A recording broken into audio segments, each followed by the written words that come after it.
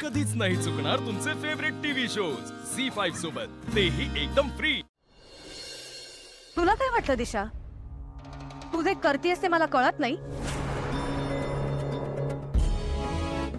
या अहिल्यादेवी किर्लोस्करला मूर्ख बनवणं इतकं सहज सोपं वाटलं का ग तुला? पारूचा फोनवरचा आवाज ऐकूनच मला लक्षात आलं होतं की काहीतरी गडबड आहे, आणि म्हणूनच मी आदित्याला इथे पाठवलं आणि तुझं हे रूप कळलं।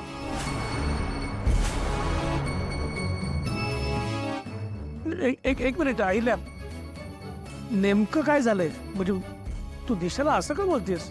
फक्त बोलतेय, अजून हात नाही उगारलेला। आईला स्पष्टपणे काय झालं ते सांगशील का? काय केलंय दिशानं? फोटोशूटच्या निमित्ताने पारूला तोकडे कपडे घालून सगळ्यांसमोर आणलं आणि तिचा अपमान केलाय दिशाने, आणि हे सगळं जाणीवपूर्वक केलंय तिने। पारूचा अपमान करण्यासाठी तिला लाज वाटेल असं कृत्य केलंय, बरोबर?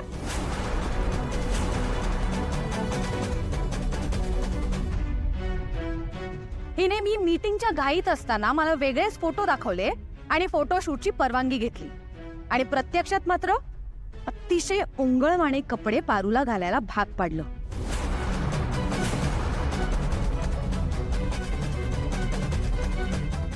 नशिबाने आदित्य तिथे वेळेवर पोचला म्हणून हे इतक्यावरच निभावलंय, नाहीतर पारू सोबत अजून काय काय करणार होती देवास ठाऊक। काय आहे दिशा, पारूसारख्या निष्पाप निरागस मुलीबरोबर हे असं वागताना काहीच नाही वाटलं तुला? आजची ही कॉम्पिटिशन घ्यायला सुद्धा दिशानेच आदित्याला भाग पाडलं।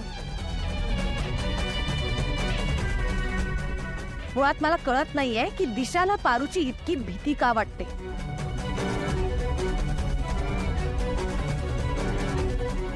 दिशा, तू या घरची होणारी सून आहेस, तुझं एक स्वतंत्र स्थान आहे या घरात। तुला बघायचंय या घरातले लोक तुला किती मानतात?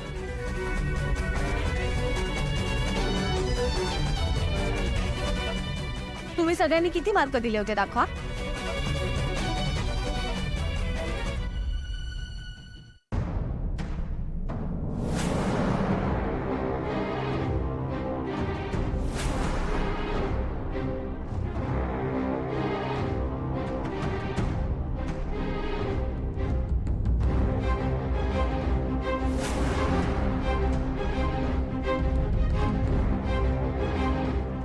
मारुती, तू किती मार्क दिलेस?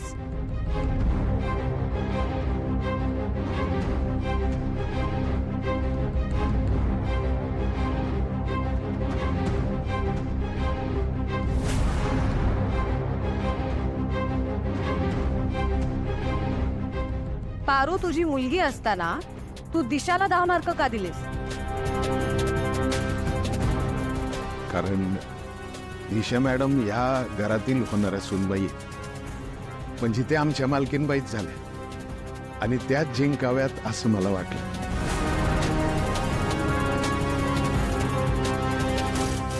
आणि मग पारूला 0 मार्क का?